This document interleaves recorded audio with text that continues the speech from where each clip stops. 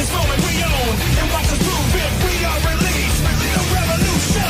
Let's go ignite, elements collide in a flash of light. And you feel the hope that means it's time. Light the fuse, bring the boom, dynamite. Let's go ignite, elements collide in a flash of light. And you feel the hope that means it's time. Light the fuse, bring the boom, dynamite.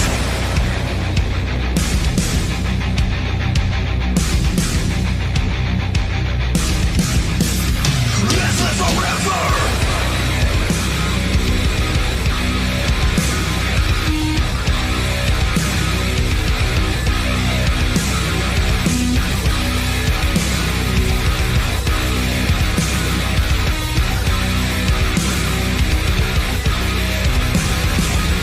Let's go ignite, elements collide in a flash of light. And you feel the hope that means it's time. Light the fuse, bring the boom, dynamite. Let's go ignite, elements collide in a flash of light. And you feel the hope that means it's time. Light the fuse, bring the boom, dynamite. Let's go ignite, elements collide in a flash of light. And you feel the hope that means it's time. Light the fuse, bring the boom, dynamite. Let's go ignite, elements collide in a flash of light. And you feel the hope that means it's time. Light the fuse, bring the boom, dynamite.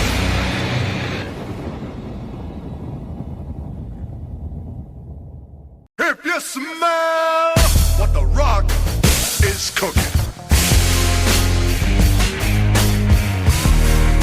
The rock says, the rock says.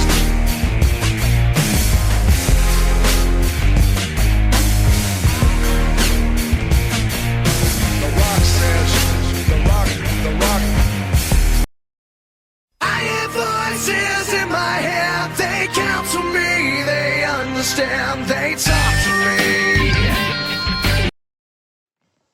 Hello and welcome to the AEW Wrestling Talk Show with Rhys Jones and Sean and Sean Smith, as we come at you with our reactions to AEW Dynasty, which came at you this past Sunday, or should we say last Sunday, April 21st, 2024, from the Shabbat's Arena in St. Louis, Missouri, in front of 7,000 fans. we had 12 matches in total, 9 on the main card, 3 pre-show matches, and they were In the first pre-show match, we had Trent Beretta take on Matt Sydal, in which Trent Beretta, the newly turned heel Trent Beretta, picked up the win.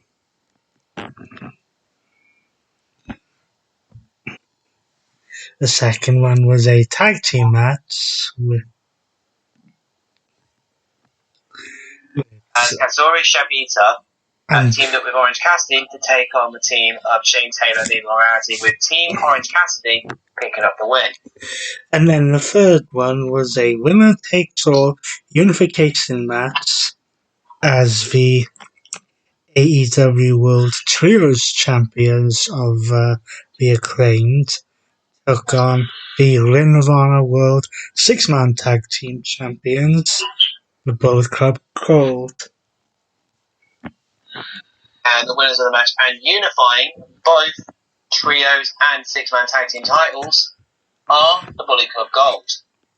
They will now be known as the Unified World Trios Champions. And isn't it just convenient that as one company decides to ununify their tag team gold, this company decides to unify some affairs. Yes. But now we move on to the main card, which was for the AEW Continental Championship, as the Rainmaker, Takeshita Okada of the Elite, put his championship on the line against Pac. We mean Neville. No, we don't copyright. And given the fact that Okada had only just won the championship a few weeks before, was anyone really expecting him to lose? No, because the winner of the match, and still, AEW Continental Champion Takeshita Okada. The second match was a trios/six-man tag team match with the House of Blacks, Aleister Black, We mean Malachi Black. Brody King, and Buddy Matthews, or Buddy Murphy, Oh no, you were so close. took on the AEW TNT champion, related as Superstar Edge, We mean Adam Copeland. Kofi Kingston, No, we mean Eddie Kingston. Oh dear. and Mark Briscoe. 17 minutes worth of action in a six-man tag team / trios match. It ended when Copeland was going for a spear, only to be met with some missed by Malachi Black, and then hit with the end and pinned to give the House of Black the win, and possibly seal Malachi Black as Copeland's next challenger for the TNT Championship. Next, we had a house rules match for the AEW TBS Championship. Yes, as a member of the House of Black, Willow Nightingale was able to choose a stipulation for this match. Yes.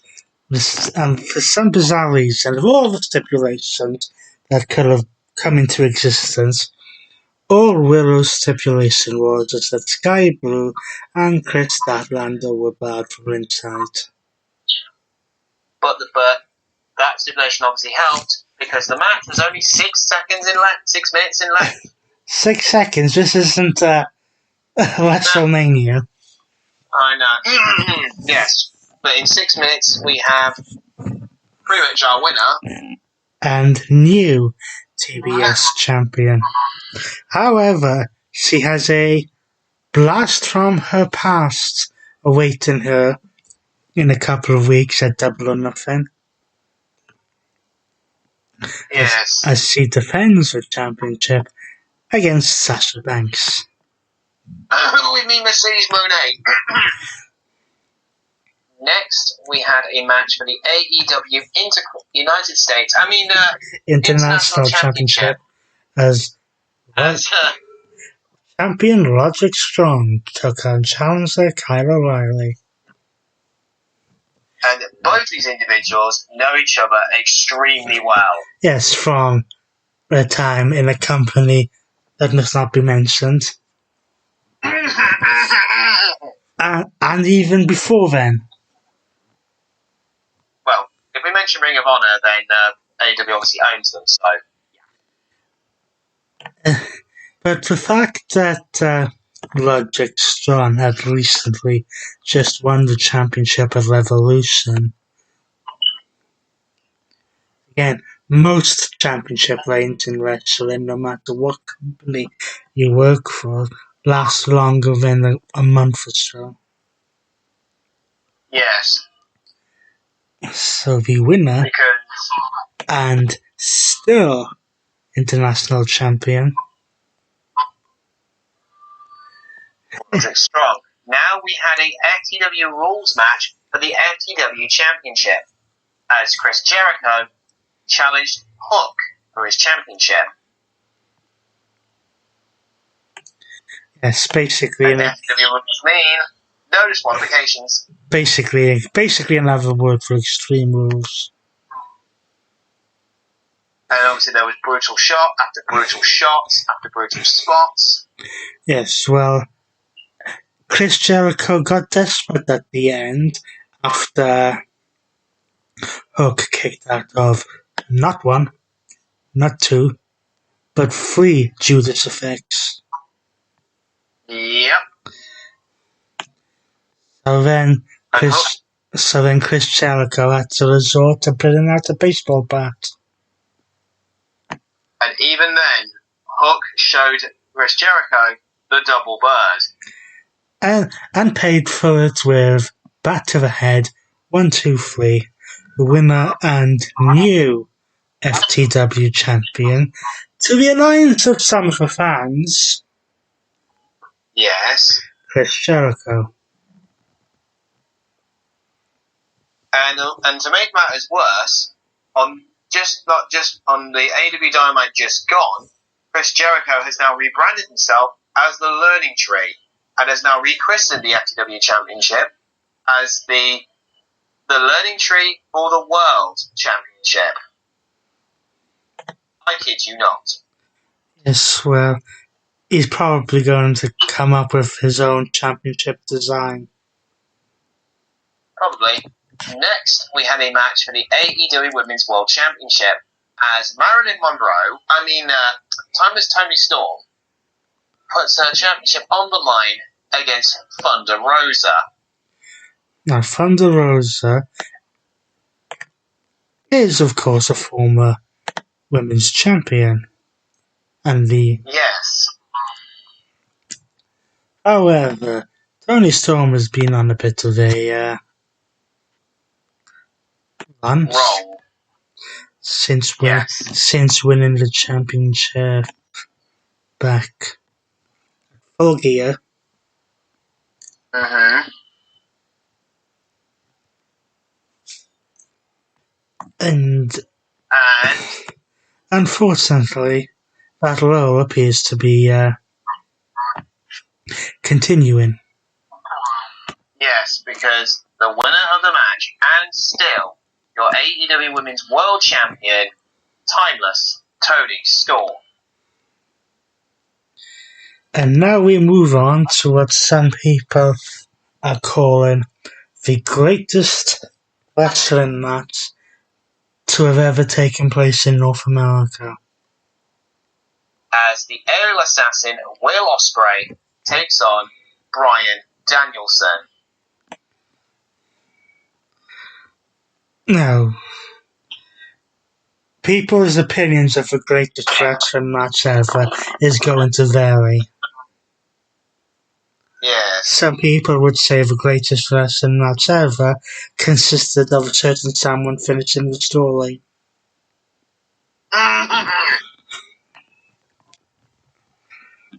Well, with these two, we were always going to get a banner.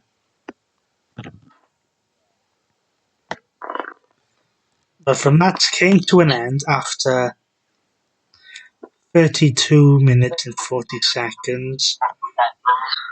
Yeah. With Will Ospreay hitting the Hidden Blade, followed by a Tiger Driver 91, and then another Hidden Blade to pin Daniel Bryan. We need Bryan Danielson. Next in the co-main events was the match to crown the new AEW World Tag Team Champions following Sting's retirement. As we had the Young Bucks, the EVPs of AEW, Matt and Nick Jackson, taking on FTR of Dax Harwood and Cash Wheeler. That would mean the revival of Scott Dawson and Dusty with them. Copyright. Either it was built as this, and we missed it in our pre-show last week, or it was changed before the actual match. So this was actually a ladder match.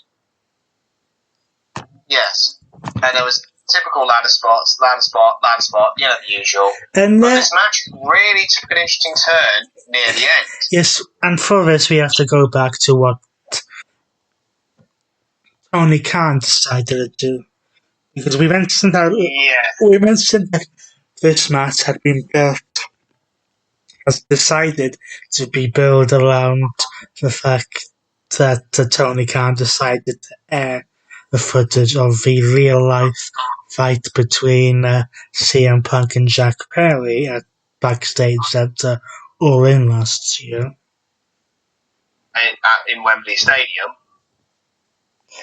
Well, that was not got built into this match by the Young Bucks saying that because of that incident, they lost to FTR, and even saying that it was FTR's idea for the incident due to the fact that they were friends with Punk.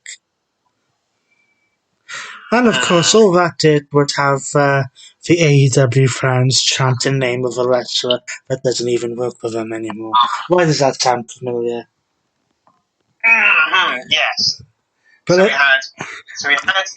But going back to the the ending of the match. So, Dax Harwood is climbing the ladder to get the belts. Yes. When a masked man enters the ring and knocks him off the ladder. Two security guards jump in the ring to try and restrain him, which they do. He's then unmasked to be revealed as the returning Jack Perry. Yes, he's back in AEW after being fired all those months ago by Tony Khan. Which allows Nick Jackson to climb the ladder and retrieve the belts, and the Young Bucks become a record 3-time tag team champions. However, things do not end there. No, because on this past episode of Dynamite, just gone, Jack Perry and the Elite cut a promo and invite Tony Khan to come down to the ring. Which ends badly for Tony Khan. Because as Jack Perry and Tony Khan embrace to try and patch things up, Jack Perry hits Tony Khan with a microphone, knocking him down in the midsection. The Elite come out to say, whoa, what the heck are you doing? Only for the Elite to hit the Young Bucks, the tag team champions, to hit a Meltzer driver on their own boss. So yeah, we'll have to wait and see whether that has repercussions, or what I'm thinking it's going to be leading into a Elite Civil War. And then possibly War Games. Sorry, I mean Blood and Guts. And now it's time for the main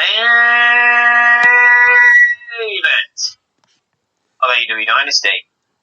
As Samoa Joe puts his championship on the line against Swerve Strickland. Isaiah Swerve Scott. Copyright. Of course, Samoa Joe won the AEW World Championship from MJF at World's End at the end of last year. Yes. He's had several championship matches in various forms with Swerve Strickland, including the freeway with Adam Page at Revolution. Yes. Some people would say, and I would agree, that this is probably one of the most predictable matches on the card. Yeah, it pretty much was. Because Strickland was able to avoid the Muscle Buster from Samoa Joe, allowing him to hit the powerbomb, and the Swerve Stomp to pick up the 3 count and be crowned the new AEW World Champion. For the first time in his career. So let us run you through the card one more time. In the pre-show, Trent Better defeated Matt Sydal. Katsuri, Shavita, and Orange Cassidy beat Shane Taylor and Lee Moriarty in a tag team match. Bullet Club Gold defeated The Acclaimed to become the unified World Trios Champions. On the main card, Takashita Okada retained his AEW Continental Championship against Pac. The House of Black of Malachi Black, Brody King, and Buddy Matthews defeated Adam Copeland, Eddie Kingston, and Mark Briscoe. House Rules match, the TBS Championship winning Willow Nightingale defeated Julie Hart to become the new TBS champion.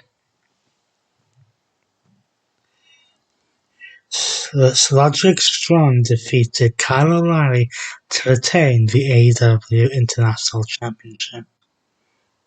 Chris Jericho defeated Hook in an FTW's Rules match to win and to become the new FTW champion.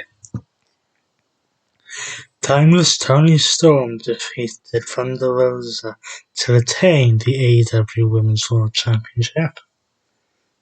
Will Ospreay defeated Bryan Danielson in a one-on-one match. The Young Bucks defeated FTR in a tournament ladder match final to become the new AEW World Tag Team Champions. And in a match for the AEW World Championship, Isaiah Swerve Strickland, should I say, defeated Samoa Joe to become the new AEW World Champion. So that does it for AEW Dynasty. Now it's time to place your bets, as you will go double or nothing. But that will be in 2 weeks' time. So until then, he's been Sean Smith, and he's been Ray Jones, and we will see you for double or nothing.